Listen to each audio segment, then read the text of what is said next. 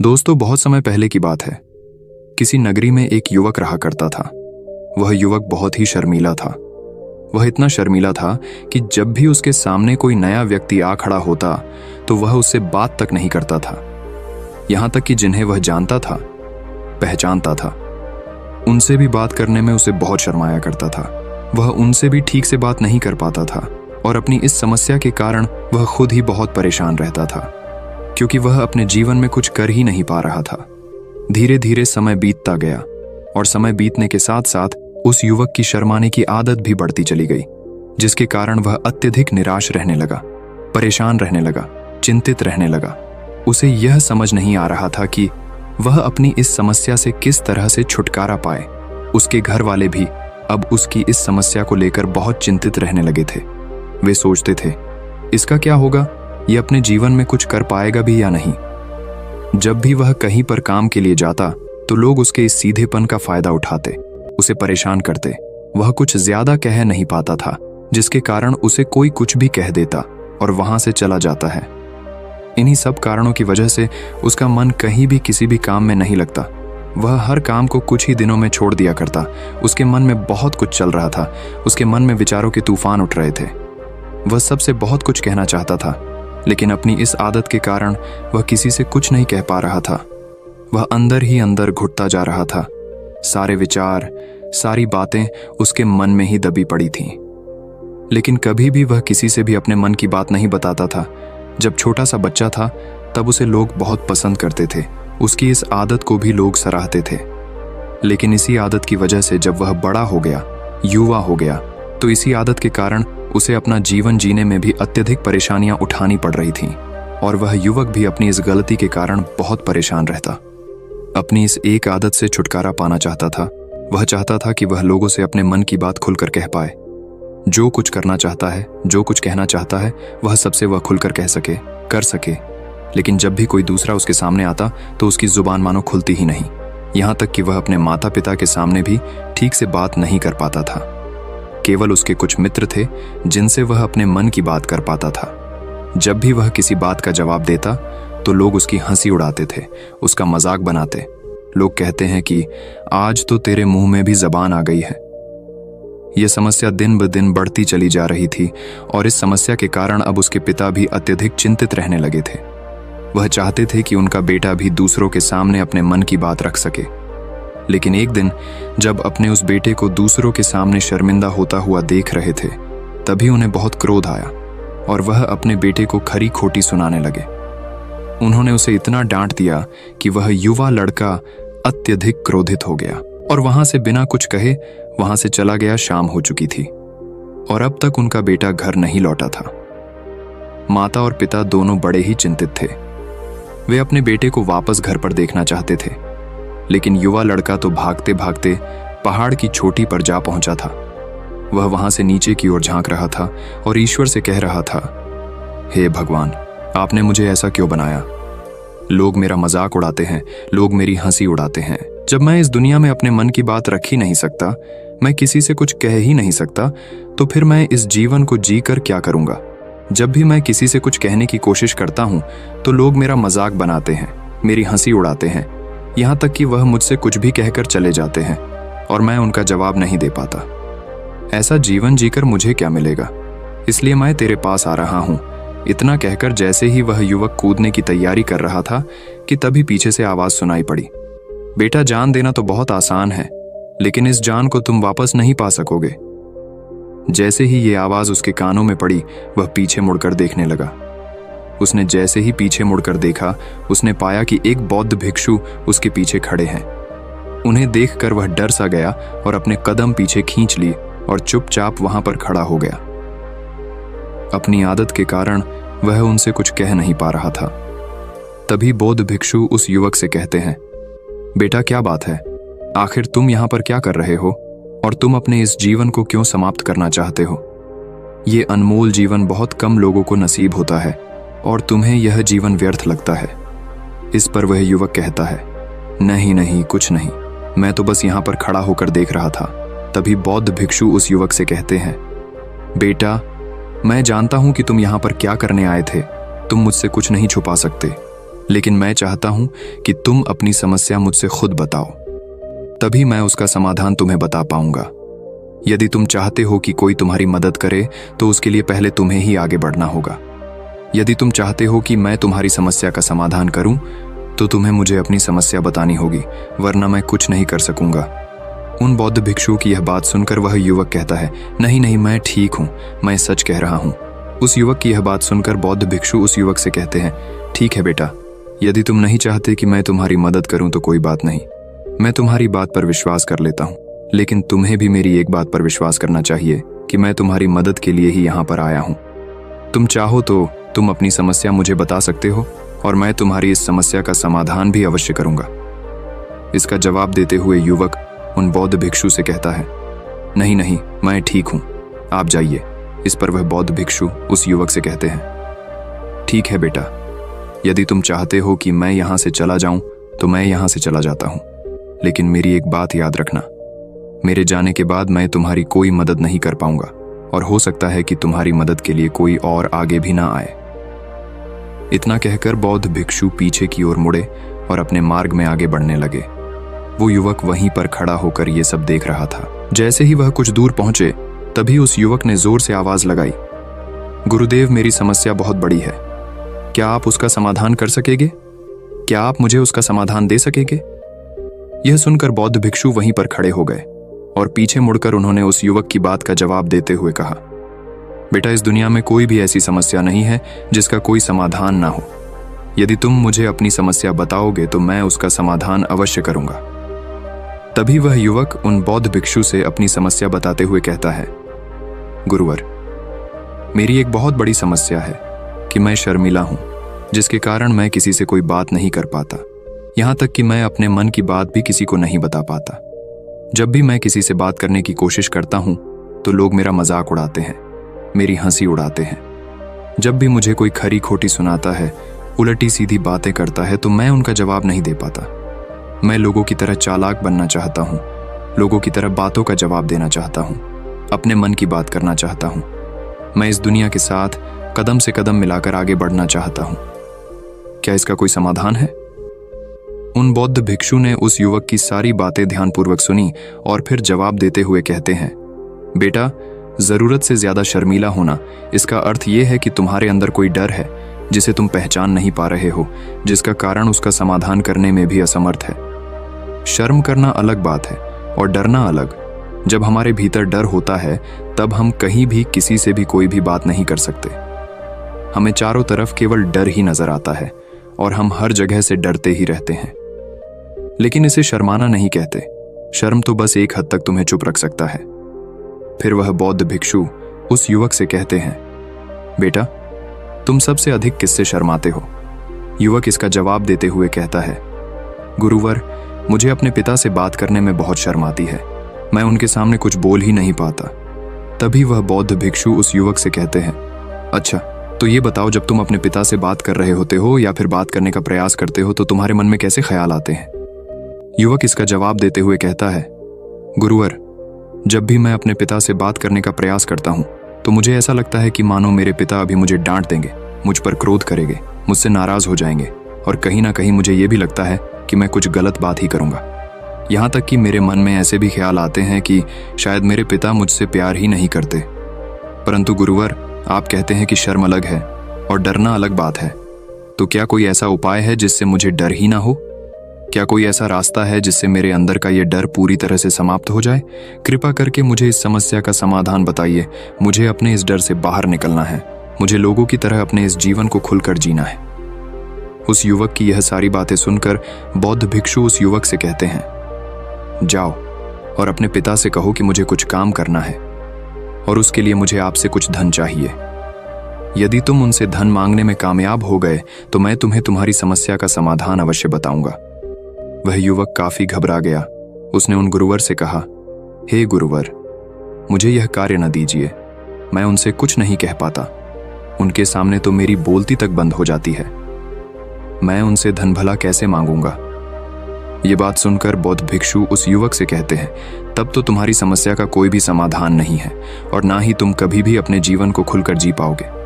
ये बात सुनकर युवक उन भिक्षुओं से कहता है, गुरुवर्ग, ऐसा ना कहे, कृपा करके मुझे कोई और कार्य बताइए, कोई ऐसा कार्य जिससे मेरे अंदर का डर पूरी तरह से समाप्त हो जाए। कोई ऐसा समाधान बताइए। इसका जवाब देते हुए वह बौद्ध भिक्षु उस युवक से कहते हैं, बेटा, यदि तुम्हें अपने अंदर के डर को समाप्त करना है तो पहले तुम्हें मेरा यह कार्य करना होगा जो मैंने तुम्हें कहा है। वह युवक घबराकर काफी देर सोच विचार करने के बाद पुन गुरुवर से कहता है, ठीक है, यदि आप चाहते हैं कि मैं इस कार्य को करूं तो मैं इसे करने का पूरा प्रयास करूंगा। इतना कहकर वह युवक अपने घर लौट जाता है। उसे देखकर उसके माता पिता बहुत खुश हो जाते हैं और वह युवक अपने पिता से डरते डरते कहता है, पिताजी, मुझे आपसे कुछ बात कहनी है। इस पर उसके पिता कहते हैं, बोलो क्या बात है। युवक आगे कहता है, पिताजी, मैं कुछ काम करना चाहता हूं और उसके लिए मुझे आपसे कुछ धन चाहिए। क्या आप मुझे कुछ धन दे सकते हैं? इतना सुनकर उस युवक के पिता ने उसकी ओर ध्यान से देखा। काफी देर देखने के बाद वह खुशी से झूम उठे और तुरंत ही उन्होंने कुछ धन अपने पुत्र के हाथों पर रख दिया और कहने लगे, बेटा, इतना धन काफी है कि तुम्हें और चाहिए। इसके जवाब में वह युवक अपने पिता से कहता है, नहीं नहीं पिताजी, इतना काफी है, मैं इतने से काम चला लूंगा। वह युवक को उस धन को लेकर तुरंत दौड़ा दौड़ा उन बौद्ध भिक्षु के पास लौटा और जो धन उसने अपने हाथों में ले रखा था उसे दिखाते हुए वह कहता है, गुरुवर, जैसा आपने कहा था मैं धन लेकर आपके पास आ चुका हूं। मैंने अपने पिता से धन मांग लिया है। अब मुझे आप मेरी समस्या का समाधान बताओ। तभी बौद्ध भिक्षु उस युवक से कहते हैं, अरे इतनी जल्दी क्या है? अभी तो तुम्हें मेरे लिए एक और काम करना है, तभी मैं तुम्हें तुम्हारी समस्या का समाधान अवश्य बताऊंगा। और यदि तुम मेरे लिए इस कार्य को पूरा नहीं कर सके तो मैं तुम्हें कभी भी तुम्हारी समस्या का समाधान नहीं बताने वाला। तभी वह युवक उन बौद्ध भिक्षुओं से कहता है, हे गुरुवर, अभी तो मैंने आपके लिए एक काम किया है, अभी आप मुझे एक और काम करने के लिए कह रहे हैं। तभी बौद्ध भिक्षु उस युवक से कहते हैं, हाँ, तुम्हें मेरे लिए एक और काम करना ही होगा। वह युवक एक बार फिर से काफी देर सोच विचार कर उन बौद्ध भिक्षु से कहता है, अच्छा ठीक है, बताइए अब मुझे क्या करना है। इसके जवाब में बौद्ध भिक्षु उस युवक से कहते हैं, जाओ और यह धन जो तुमने अपने पिता से मांग कर लाया है, इस धन को वापस अपने पिता को लौटा दो और साथ साथ ये भी कहना कि पिताजी, मैं अभी काम नहीं करना चाहता हूं, लेकिन जब समय आएगा तो मैं आपसे यह धन वापस ले लूंगा और उससे अपना काम पूरा करूंगा। यह बात सुनकर युवक एक बार फिर से ऊपर से नीचे तक पूरी तरह से कांप गया और कहने लगा, गुरुवर, आप मुझे कोई और काम सौंप दीजिए, मैं उसे जरूर करूंगा। लेकिन अब यदि मैं धन लेकर उनके पास वापस गया तो वह क्या सोचेंगे मेरे बारे में? मैं तो शर्मिंदा हो जाऊंगा उनके सामने। इसलिए गुरुवर, कृपया करके मुझे कोई और काम दे। तभी बौद्ध भिक्षु उस युवक से कहते हैं, बेटा, जो काम मैंने तुम्हें सौंपा है तुम्हें उसी कार्य को पूरा करना होगा, अन्यथा तुम्हारी समस्या का समाधान मैं तुम्हें नहीं बताने वाला। काफी देर सोच विचार करने के बाद वह उन बौद्ध भिक्षु से कहता है, ठीक है गुरुवर, मैं वापस जाता हूं और ये धन लौटाकर मैं अब भी आता। वह तुरंत दौड़ा अपने पिता के पास वापस लौटा और उसने अपने पिता से कहा, पिताजी, मैं यह धन अभी नहीं लेना चाहता, अभी ये धन आप मुझसे वापस ले लीजिए। जब मुझे कोई काम पड़ेगा तो मैं आपसे ये धन वापस ले लूंगा। उसके पिता ने उस युवक की तरफ घूर घूर कर काफी देर तक देखा और फिर मुस्कुराते हुए कहने लगे, बेटा, मैं समझता हूं कि किसी भी काम को शुरू करने से पहले हमें उसके बारे में जानकारी इकट्ठा करनी चाहिए। उसके बारे में समझना जरूरी है। कब, क्या, कैसे और कब तक करना है, इसके बारे में भी हमें जानकारी लेनी जरूरी है। कोई भी काम ऐसे ही नहीं शुरू किया जा सकता, उसमें हम नहीं होंगे या फिर नहीं, इसका भी अनुमान हमें लगाना पड़ता है। और जब हम इन सभी के बारे में सही जानकारी प्राप्त कर लेते हैं तभी हमें धन लगाना चाहिए। मुझे बहुत खुशी है कि तुमने ये सही निर्णय लिया है। जब तुम्हें यह समझ में आ जाए कि जो कार्य तुम करने जा रहे हो वह तुम्हारे लिए उचित है, तब तुम चाहो तो मैं तुम्हें यह धन वापस लौटा दूंगा।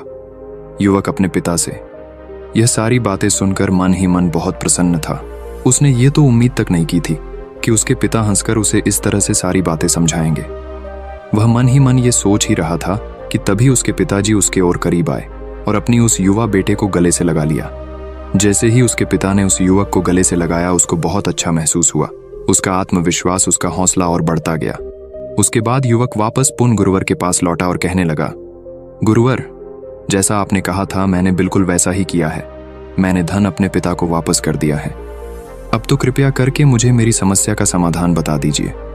तभी बौद्ध भिक्षु उस युवक की तरफ देखकर मुस्कुराते हैं और इस युवक से कहते हैं, बेटा इतनी जल्दी क्या है, अभी तो तुम्हें मेरे लिए एक और काम करना ही पड़ेगा। वह युवक कहता है, महाराज, आप आखिर मुझसे बार बार इस तरह से काम क्यों करवा रहे हैं?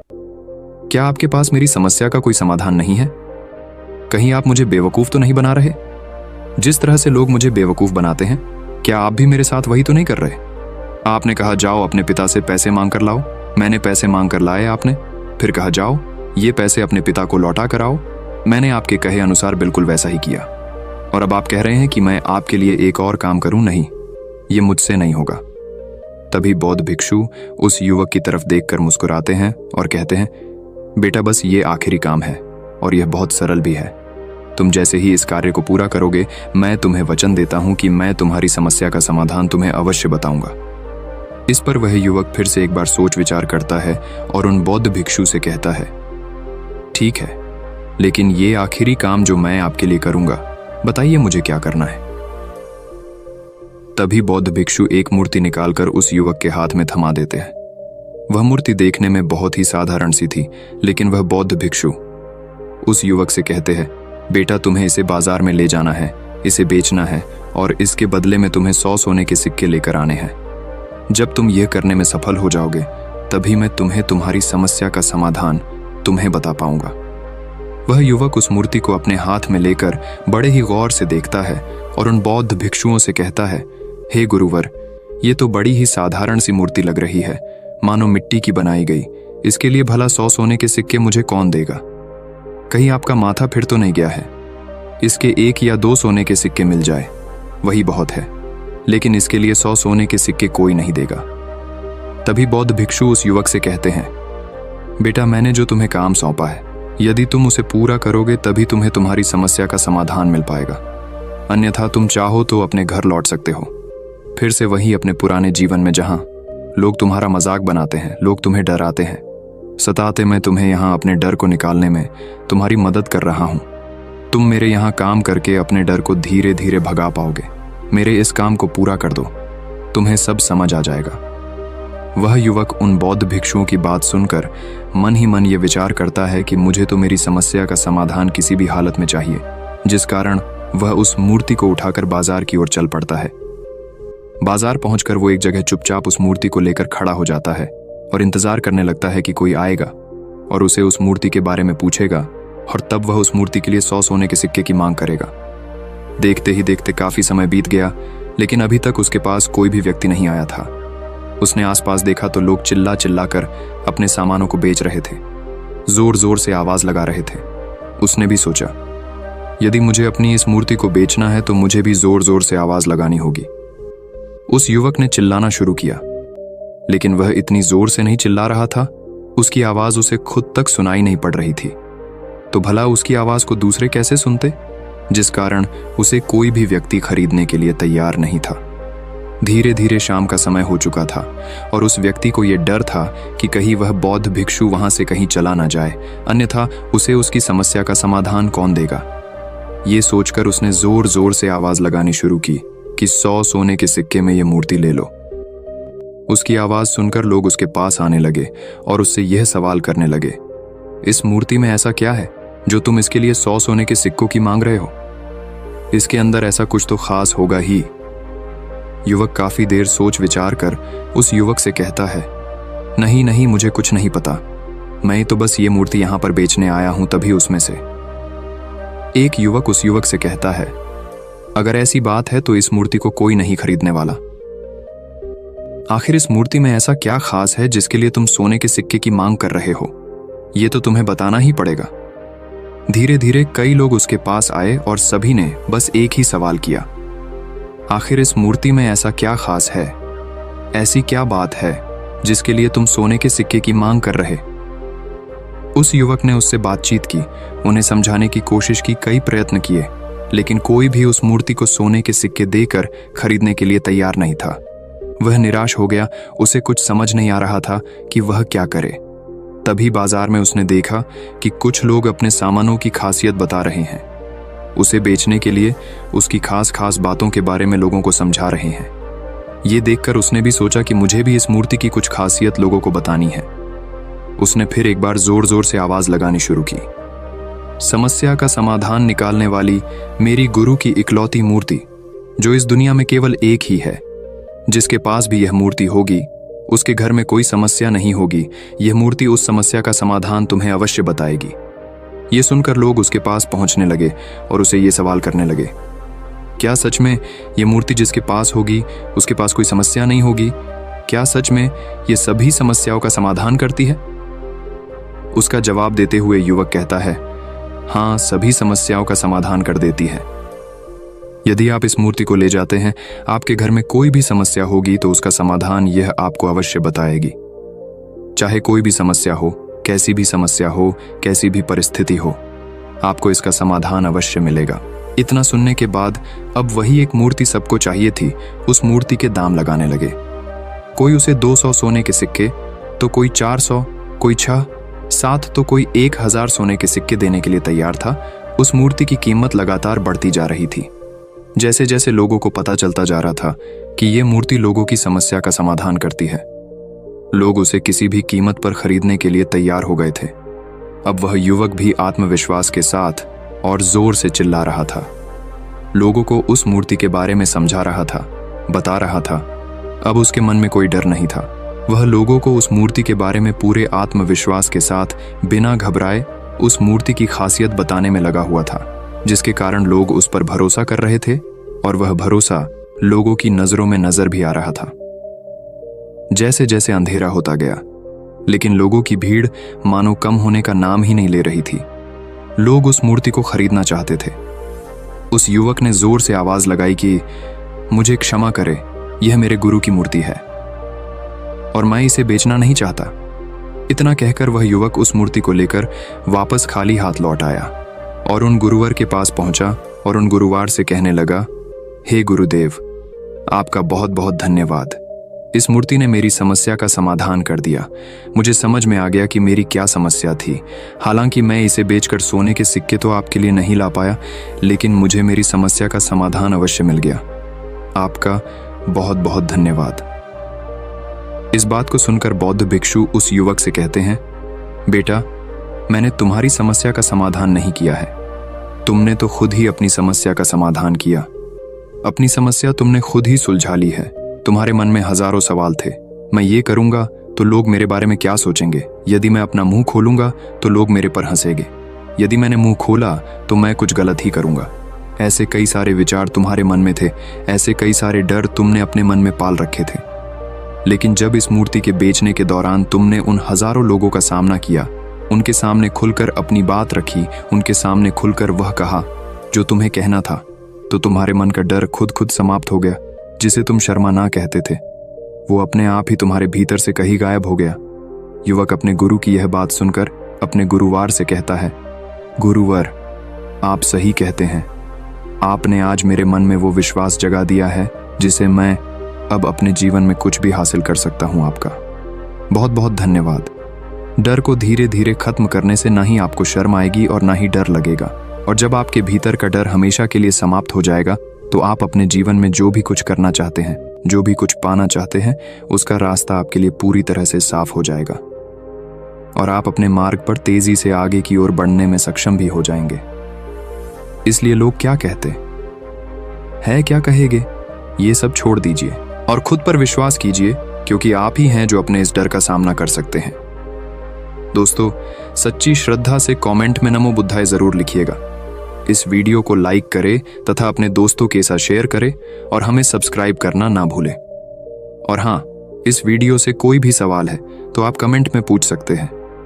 अगर कोई नहीं है तो आप कमेंट में नमो बुद्धाय लिखना ना भूलें, क्योंकि आपकी कमेंट से हमें वीडियो बनाने का मोटिवेशन मिलता है। धन्यवाद।